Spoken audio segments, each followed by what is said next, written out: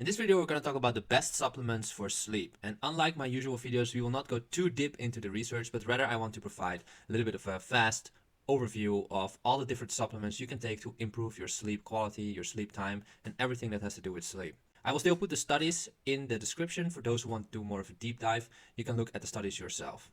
As usual, I will also put the timestamps in the description below, so you can just jump to any part of the video that seems most interesting to you. Now, when it comes to improving our sleep quality with supplementation, there are 4 things we can focus on.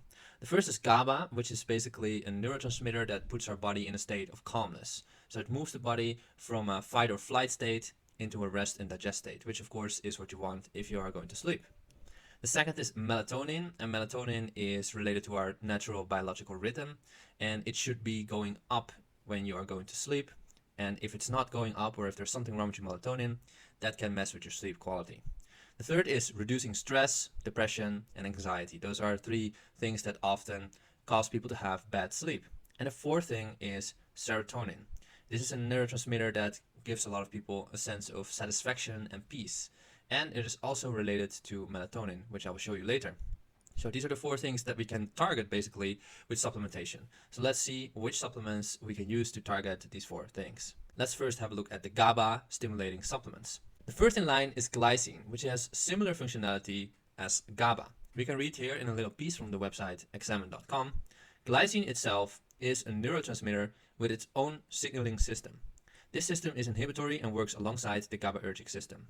So basically, glycine does not really stimulate GABA or work on the GABA receptors, but it is similar to GABA and has the same sort of functions, which is inhibitory, meaning if the body is excited, it will calm down the body. And they did some studies on glycine, and they found in 3 separate studies that 3 grams was enough to have a positive effect on sleep quality.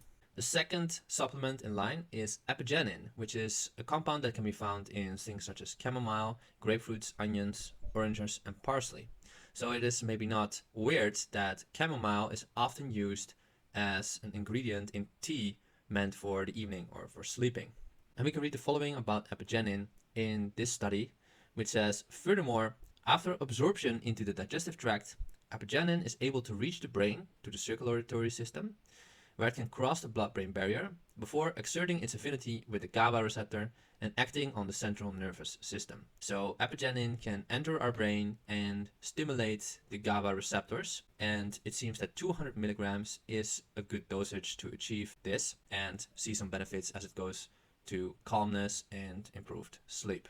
The third is taurine, and taurine can stimulate both the GABA and the glycine systems. We can read here again from examine.com. Taurine is one of the major inhibitory amino acid neurotransmitters in the brain, alongside GABA and glycine. And while the latter 2 amino acids have their own signaling systems, taurine is thought to act vicariously as a neuromodulator of these 2 systems. Taurine is known to bind to both GABA A and GABA B receptors. So we have glycine and GABA system. Both are working inhibitory to calm us down, and taurine can stimulate both of these systems in the brain. So actually a great supplement when it comes to inducing a feeling of calmness and putting our body in a rest and digest state. And it seems that 1 to 6 grams is a typical daily dosage for taurine. Next we have L-Theanine, which is, as the name suggests, mostly found in tea. And we have 2 great randomized controlled trials looking at the effect of L-Theanine on sleep. The first is in boys with ADHD, and it says the following. Boys who consumed L-Theanine obtained significantly higher sleep percentage and sleep efficiency scores. And the second trial was in healthy adults, and it says the Pittsburgh Sleep Quality Index subscale scores for sleep latency, sleep disturbance, and use of sleep medication reduced. What that just means is sleep latency means they fell asleep earlier than usual. Sleep disturbance was reduced means they had no disturbances throughout the night or less disturbances than usual. And the use of sleep medication indicates that people could either stop using sleep medication or use less of it. So all 3 of them are great outcomes. Now the final supplement in the list is GABA itself, which can also be supplemented. However, there are some issues with GABA, namely it is unclear from research whether GABA can actually reach the brain, whether it can cross what we call the blood-brain barrier. Here we have a quote from a study, and it says, there are both a number of studies that were unable to show that GABA crosses the blood-brain barrier and a number of studies that did show GABA's ability to cross.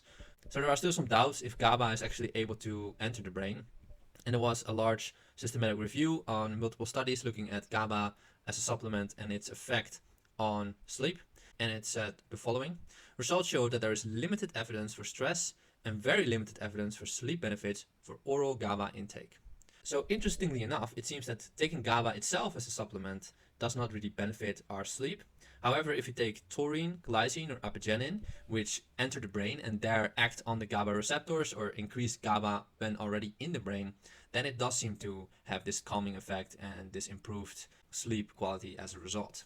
The next is melatonin, and there's actually only one supplement that can really effectively raise melatonin, which is melatonin itself. Now, why does melatonin matter? Basically, melatonin is cycling throughout the day and night. So during the day, when there is sunlight, typically our melatonin levels are very low. And then when the evening creeps in, the sun goes down, our melatonin starts to rise. And it seems that melatonin does not really have a direct effect on sleep quality, but rather it sort of puts our body in a state that is ideal for falling asleep. And we know from traveling, if you have ever traveled very far away, multiple time zones away, you have a jet lag, and it usually means that your melatonin system is kind of confused because of the difference in the day and night. And that, of course, does impact your sleep. We know that. So something important about melatonin is that it lowers with age. Our natural melatonin production lowers with age. That's why some older people might have sleep problems. And also, it is lowered by blue light. So nowadays, lots of people, after the sun has already been down for hours, are still staring at screens that emit a large amount of blue light. And when this blue light enters our eyes, it actually prevents the production of melatonin and can therefore mess with our sleep quality. So one thing, of course, we should do is reduce our exposure to blue light after the sun has gone down. But we can also help our system by taking melatonin as a supplement. Another thing that's important to mention with melatonin is that the dosaging of many supplements is very much off. So it seems that the body actually only produces about 100 micrograms of melatonin naturally. But many supplements that we find in the store sometimes contain up to 10 milligrams of melatonin, which is 100 times the dosage that your body would naturally make. So that, of course, seems not to be a good idea. And actually, there are some studies or some people that say that taking very much melatonin can have some negative side effects. So if you're going to look for a melatonin supplement, it's better to look something in the range of 300 micrograms, which seems in research to be already effective in improving some metrics of sleep. And don't start off with an outrageous high dosage of melatonin, which could potentially have side effects that you do not want. The next category is stress and other things. So the first one we're going to look at is ashwagandha. So a common cause of poor sleep is stress. People are just stressed out about their work or about their relationship, about money, etc. And as a result, they cannot fall asleep, or they wake up many times in the night, or their sleep is very shallow. Now, cortisol is often referred to as the stress hormone, and it's definitely related to stress. So when you're stressed out, you usually have high levels of cortisol. Now, when the body has high levels of cortisol, it is typically in a sympathetic state, which is the fight or flight state. And as you can imagine, the fight or flight state is not the kind of state that you ideally would like to be in when you are trying to go to sleep. Now, it seems from research that ashwagandha is one of the supplements that can lower cortisol very much. Probably the best supplement on the market right now in terms of reducing cortisol. And here we have a nice quote from a randomized control trial on ashwagandha, and it says the following. A significant reduction in PSS, which is a stress scale, scores was observed with ashwagandha. Serum cortisol levels reduced, so those are the levels of the stress hormone in the blood, with ashwagandha. Compared to the placebo group, participants receiving ashwagandha had significant improvement in sleep quality. So as you can see, ashwagandha reduces stress, it reduces cortisol levels, and as a result, people see an improvement in sleep. So that is where ashwagandha really shines if you are having stress and stress-related sleep problems. The next on the list in this category is saffron, which is actually mostly used for reducing symptoms of depression. However, as you can imagine, depression and poor sleep are strongly correlated. So people that sleep very badly, they are more often depressed, and people that are depressed, they often don't sleep that well. So these kind of strengthen each other. Now here we have a great meta-analysis of randomized clinical trials, and it says the following. This meta-analysis demonstrated that saffron intake significantly reduced the Beck Depression Inventory, the Beck Anxiety Inventory, and Pittsburgh Sleep Quality Index scores. In other words, people taking about 15 to 30 milligrams of saffron a day saw lower symptoms of depression and anxiety and improvements in sleep.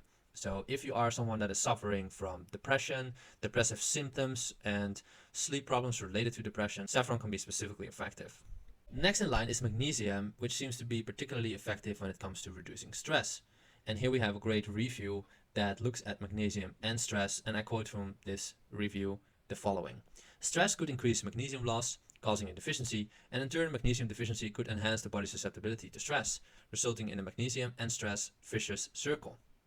Now, data from the Linus Pauling Institute shows that in the US at least, about 61% of people are not getting enough magnesium through their diet. Now you can imagine that this is similar in other countries, or maybe even worse if the country is lesser developed and the access to high quality food is lower. So as a result, many people might be dealing with stress symptoms that are worsened or caused by a magnesium deficiency. So taking a magnesium supplement can actually help you lower your stress, and as a result might help you get better sleep.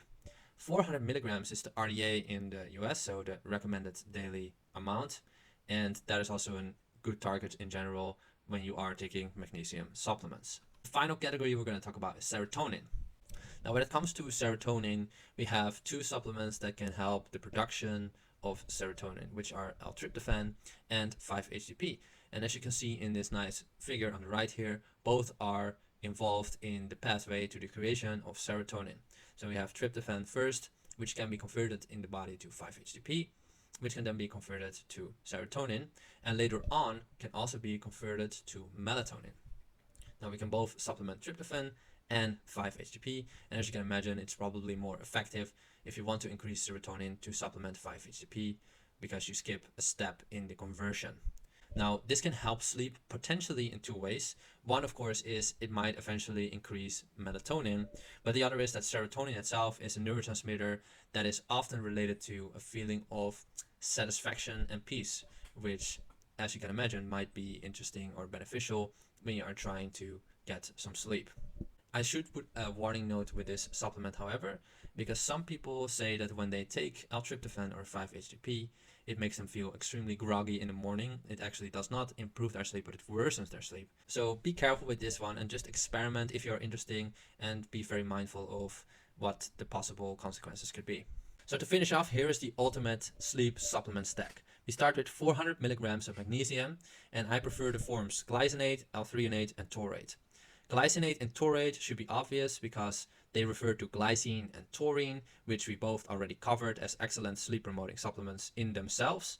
And L-threonate seems to be a form that is extra effective in getting into the brain. Next we have 200 to 400 milligrams L-theanine, 1 to 6 grams of taurine, 3 plus grams of glycine. So 3 grams really seems to be the minimum effective dosage, but you can definitely take more than 200 milligrams of Apigenin and 300 micrograms of melatonin. Now, if you feel stressed or depressed, or you have any symptoms of stress or depression, you can try adding in 300 to 600 milligrams of ashwagandha and 15 to 30 milligrams of saffron. Now, if you add all of those together, I'm pretty sure you will experience a beneficial effect on your sleep. There's no doubt about it. Of course, you don't have to take all of these supplements. You can just try out a couple of them individually or together and see if it helps out your sleep.